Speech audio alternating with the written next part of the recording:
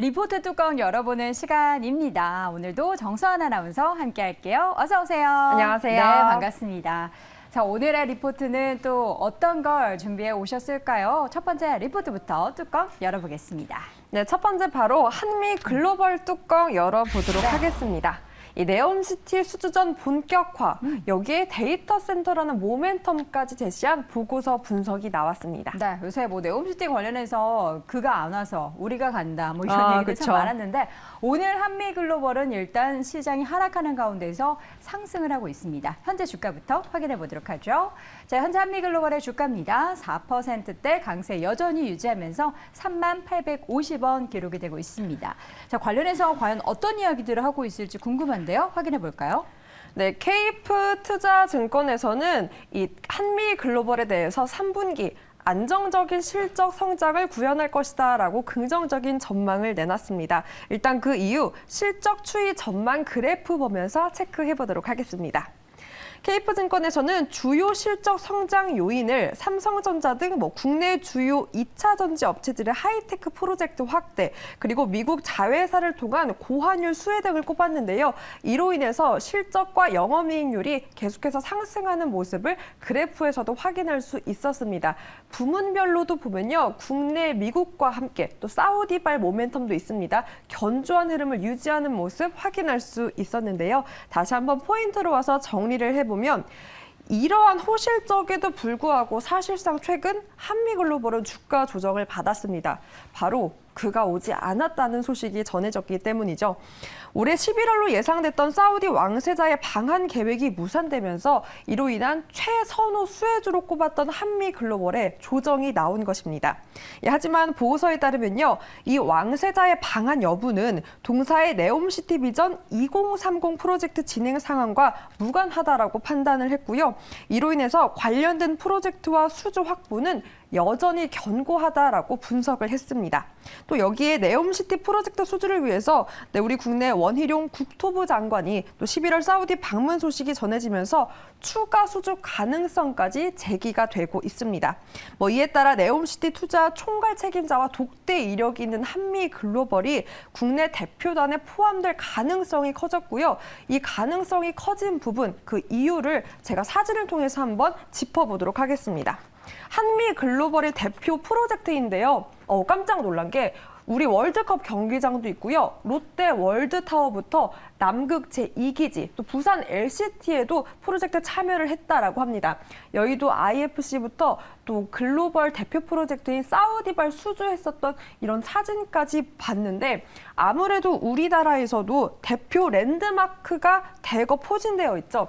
이만큼 이 케이프증권에서는 동사가 네옴시티 2029 아시안게임 개최지로 선정이 된다면 내년부터 관련 프로젝트 발주가 나올 것이다라고 예상을 한 것 같습니다. 다시 한번 포인트로 와서 정리를 해보면 네옴시티 관련 대규모 수주를 실제로 확보할 수 있다라는 한미글로벌에 대한 관심, 이 같은 모멘텀에 더욱더 주목해봐야 된다라는 보고서 분석이었습니다. 네, 첫 번째 투자 포인트는 네옴시티 관련한 기대감을 쭉 정리를 해봤는데요.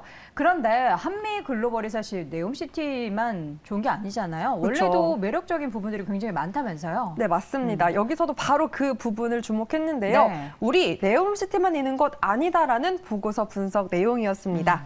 무엇보다 이 데이터 센터 산업 부분에 주목해보자라는 부분이었고요.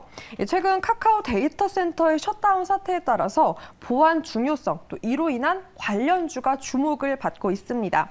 이 동사는 국내외 주요 IT 업체들의 데이터 센터 건설 용역 수행 경험이 있다고 하고요. 이로 인한 수혜를 기대할 수 있는 모멘텀을 제시를 했습니다. 또한 구체적으로 이 데이터 센터 부분의 성장으로 인해서 실적 상승도 이뤄낼 수 있다라는 판단이었고요. 아울러 이 한미글로벌이 국내 최초로 도입한 이 재난 대응 컨설팅 서비스 도입으로 이 큰 폭의 상승도 함께 이뤄낼 수 있다라는 향후 모멘텀까지 제시를 했습니다. 네. 한미글로벌에 대해서 쭉 이야기를 들어봤습니다. 저는 사실 최근에 네옴시티 관련해서 하도 이야기가 많이 나와서 주가가 엄청나게 급등했다가 하락해 있을 줄 알았거든요. 한미글로벌 차트 함께 보실까요? 최근에 보니까 8월 말 이후로 상승을 시작하더니 물론 주가가 하루짜리 단기 조정이 깊숙하게 나왔던 적도 있었지만 다시금 재차 회복하면서 주가가 우상향 추세를 밟고 있습니다. 물론 리포트에서는 목표 주가를 제공하지는 않았지만 관련한 기대감, 일단 뭐 네옴시티 플러스 알파가 있는 만큼 향후 한미글로벌이 또 올해 얼마나 좋은 주가의 퍼포먼스를 보여주게 될지 기대해 보도록 하겠습니다. 자, 첫 번째 한미글로벌 리포트 뚜껑 열어봤고요. 두 번째 리포트는 뭘까요? 네, 두 번째는 LG 이노텍 체크해보도록 하겠습니다. 아이폰 14 감산 오히려 호재다라는 어떻게 보면 우리가 그동안 우려했던 부분을 콕 집은 보고서 내용이 나왔고요. 이로 인해서 목표가는 57만 원을 유지했습니다. 네, 목표 주가가요. 약간 분노의 목표 주가인 것 같아요. 지금 주가를 보시면은 여러분 아실 겁니다. 현재 주가는 0.9%대 소폭 하락한 27만 6,500원 기록이 되고 있는데 대체 무슨 얘기일까요? 오히려 호재라뇨? 네, 일단 아이폰 14 플러스의 감산 소식에 주가 조정을 받았던 이 LG 이노텍입니다. 기사를 함께 보면서 체크해 보도록 하겠습니다. 제가 인베스팅에서 발췌한 기사인데요. IT 전문 매체죠. 이 다인포메이션에서 이 애플의 아이폰 14 감산 소식을 알렸고요. 무려 출시 2주일 만에 이 생산량을 줄일 것이다라는 보도가 나왔습니다. 이 같은 보도와 함께 당일 애플의 주가도 흔들렸지만 국내 시장의 관련 부품주들도 크게 조정받는 모습을 보였는데요. 일단 뭐 보고서에 따르면 이러한 생산 축소가 오히려 호재라는 내용이었습니다. 다시 한번 포인트로 돌아가서 정리를 해보면 이 아이폰 14 감산은 LG 이노텍의 호재라고 볼 수 있었던 부분, 바로 플러스의 생산 축소가 고부가 모델인 아이폰 14 프로의 생산 비중 확대로 갈 수 있다라는 부분을 시사하면서 오히려 수재다라고 다시 한번 판단이 섰습니다. 이 LG 이노텍의 물량 증가와 평균 판매 단가 상승에 따른 실적 전망치 상향도 가능하다라는 분석이었고요. 특히나 4분기 현재 아이폰 14 프로, 이 프로맥스의 경우 동사의 전체 카메라 모듈 매출 중 90%를 차지한다고 합니다.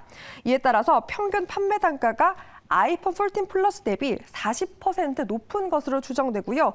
플러스 생산 축소는 이에 따라 이 실적이 독이 아닌 약이 될 수 있다라는 긍정적인 판단을 섰습니다. 네, 지금 보면은 그러니까 아이폰 14 모델 중에서 이쪽이 감산되면 이쪽이 더 오히려 풍선 효과가 발생을 하는데 제품의 단가 자체도 이쪽보다는 여기가 더 비싸기 때문에 오히려 실적에는 플러스다라고 하거든요. 근데 그럼에도 불구하고 걱정을 하는데 걱정은 그만하라면서요? 네, 맞습니다. 그만 덜어내라는 보고서 분석 내용이었고요. 네.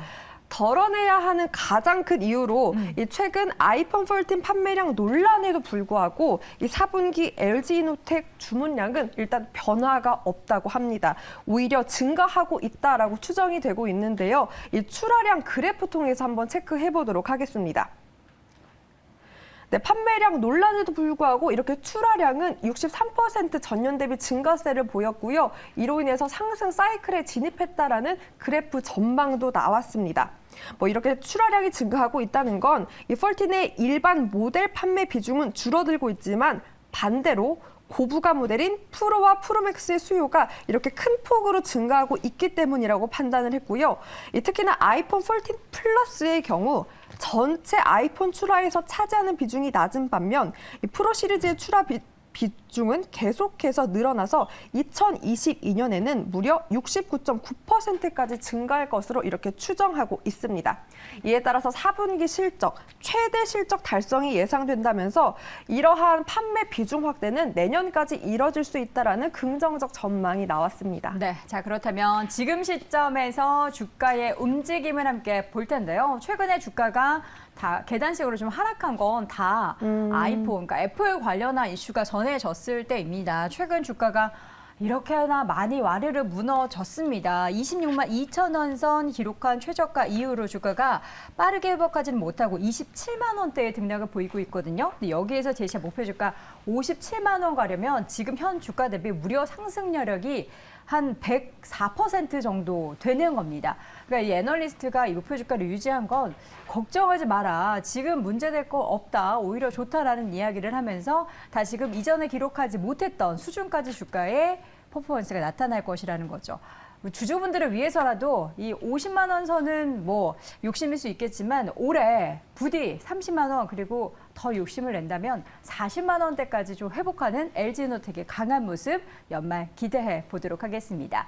자, 이어서 마지막 리포트 뚜껑 열어보겠습니다. 네, 함께 앞자리를 바뀌길 바라면서 세 번째 뚜껑 리포트도 열어보겠습니다. 바로 NHN 한국사이버결제고요. 3분기 매출 성장, 영업이익도 성장을 볼 수 있다라는 보고서 내용과 함께 목표가로는 2만 원을 유지했습니다. 네, NH 한국사이버결제 오늘장 주가는 좀 소폭 하락세 보이고 있는데요. 현재 구간에서도 비슷한지 보도록 하겠습니다. 0.41% 소폭 내린 12,200원 기록이 되고 있습니다. 자, 3분기 시장에 대해서부터 먼저 확인해 볼까요?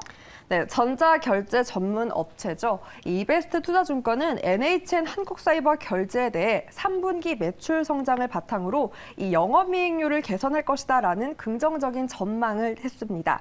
이 주요 해외 고객사 거래대금 급증이 확인되는 시점에 빠른 반등을 보일 수 있을 것이다라는 분석이었고요.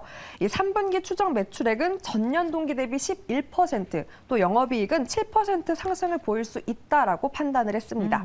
이 상반기 수익성 악화 요인이었던 카드 사양 수수료가 연초 대비 약 3bp 완화된 수준으로 협의가 완료되어서 이 관련 비용이 환입될 수 있다라는 판단이었고요. 또한 수익성이 좋은 해외 거래대금 비중은 1.7%포인트 상승한 것으로 나타났습니다. 무엇보다 중요한 이 해외 거래대금 비중은 3분기 이 테슬라 국내 판매량 때문에 상승했다라고 판단을 했는데요. 그래프 한번 보도록 하겠습니다. 국내 판매량 그래프 추이입니다. 이렇게 판매량이 전분기 대비 88% 증가를 보이면서 상승 기여도가 높았을 것이다라는 판단이었고요.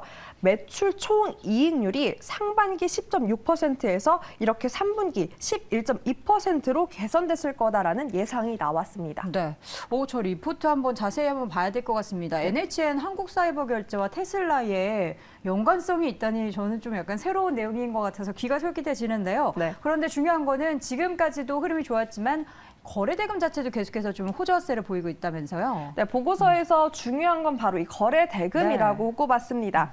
이 동사의 거래대금은 올해 35조 8천억 원에서 내년 43조 원까지 꾸준한 증가가 가능할 것이다라고 전망을 했는데요.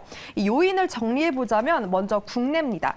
국내는 기존 초대형 가맹점의 안정적인 거래대금 증가가 지속되고 2분기 중 신규 편입된 커머스 업체 실적이 운기 반영되기 때문이라고 했고요. 해외 부분은 비중 추이 보면서 체크해보도록 하겠습니다.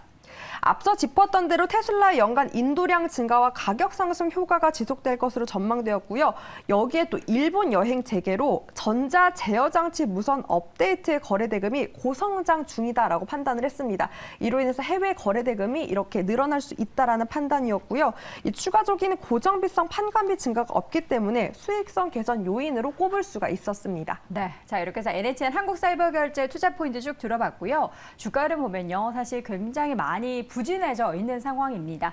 2만 원대 목표 주가도 보면요, 올해 기록했었던 고점보다는 좀 낮은 수준에서 목표 주가를 제시해서 아쉬운데요. 현재 주가는 10,000원 선 회복 찍었다가 지금 12,000원 선까지 회복을 하긴 했지만 여러분도 보시다시피 바닥권에서의 흐름이 계속해서 연출되고 있고 이전에 기록했었던 올해 고점 대비해서도 목표 주가가 2만 원 수준밖에 되지 않다라는 점은 조금 아쉬운 부분이었습니다.